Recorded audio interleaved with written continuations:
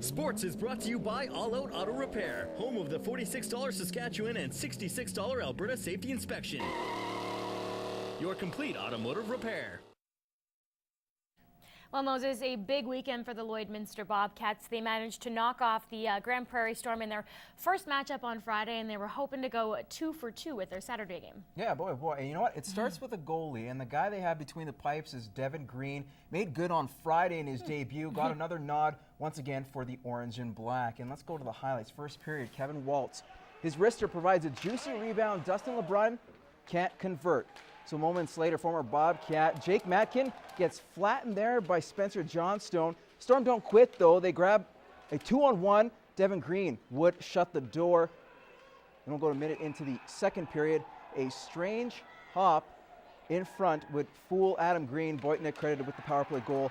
Visitors up 1-0. There you see Riley Wozniak score right off the face-off, his first AJ goal. Then 10 minutes after that, Jason Wark fires on net, skates around, and buries it into the empty cage. Bobcats in front for the first time in this contest. Minutes later, Bobcats on the power play. Grant Baker shot from the point, deflected by Austin McDonald. It's now 3-1 heading into the third. And just 2 minutes into the final frame, Wark notches his second of the night on an off-angle shot. The Cats added another 2.5 minutes later. Austin Hunter, who played earlier that day for the midget AAA Bobcats, scores his first for the Big Cats. They go on to win 5-1. The Bobcats earn back-to-back wins against the hottest team in the AJHL. Devin Green making a case to be the starting goalie, as he now has a winning record, has improved to the top half of the league in goals against average. Yeah, well, that for sure was a confidence booster ending their streak, and pretty confident. I mean, can't get too confident though, but the team, I mean, we're all going now. We didn't have a tremendous start to the year, but we know that we can make up ground, and we know that we can, we can win hockey games. I mean, that's the, kudos to our guys. You got to commend them for playing great hockey and showing that it's not just a fluke. We did it two games in a row. The Bonneville Pontiacs had their hands full against the league's top scorer. The Wolverines' Matt Garrison scored 2 power play goals and 1 shorthanded, as the Wolverines and Pontiacs again trade spots in the North Division standings. The 4th place Ponts are in action tomorrow night in Spruce Grove. After the Baker Hughes Bobcats dominated the Sherwood Park Kings on Saturday, the midget AAAs faced the top team in the Dodge Division, the St. Albert Raiders. Andrew Kep got the home side on the board in the first, and Connor James would give the Cats a 2-0 lead before the Raiders scored 5 unanswered. Bobcats' next home game is against the Calgary Royals on December the 1st. And after a week layoff, the Heat certainly didn't show any rust, sweeping the Grand Prairie Storm over the weekend. First it was 7-3, then they rolled over the Storm 10-0. Kel Clegg had 5 goals and 3 assists, and Mason Shaw had 10 points in those 2 games. And the Lloydminster Rohan Rage defeat the KC Centennials on the road 5-0. Morgan Scriber scored just 58 seconds into the opening frame.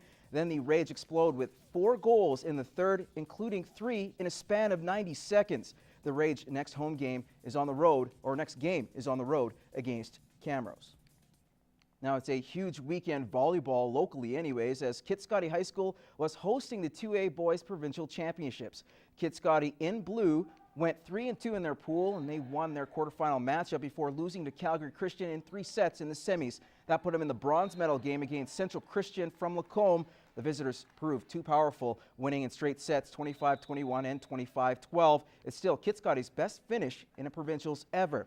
The championship game was between the unbeaten Calgary Christian Cougars and the Picture Butte Sugar Kings, a rematch of the first game of the championships in which Calgary won. Picture Butte took the first set, so we go to match point in the second. Picture Butte up 24-20.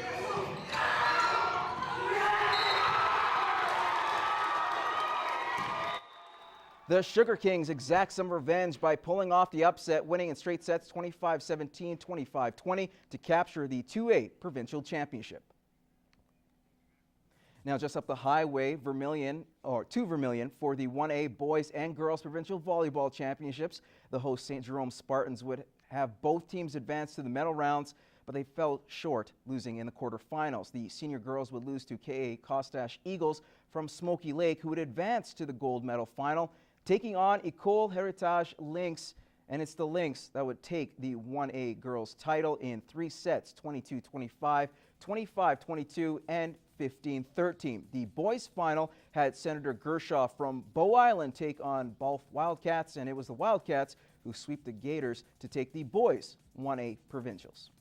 It was a century in the making, the 100th Grey Cup in Toronto. It had the host Argonauts taking on the Calgary Stampeders, 2 teams nobody would have predicted to be the ones battling out for Lord Grey's mug. So midway through the first, and you've heard this one all season long, Ricky Ray to Chad Owens 5 yards out for the touchdown. The Argos are first on the board, 7-zip. Next quarter, Kevin Glenn on 2nd and long makes a throw and is picked off by Pacino Horn, who runs it back 25 yards for the pick 6. Argos extend their lead 14-13, and you know what? To the delight of their fans, they'll keep rolling. Just minutes later, Ray goes long to Dontrell Inman, who makes the great catch, is out at the 1 yard line.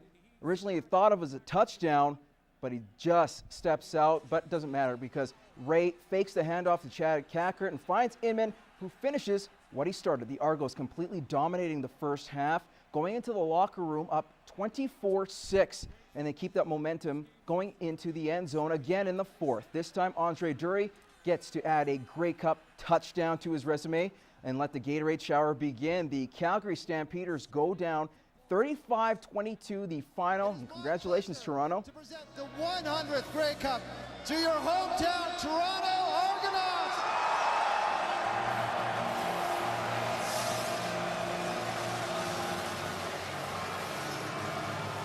Yeah, the Argos capture their 16th Grey Cup. Chad Cackert named the Grey Cup MVP.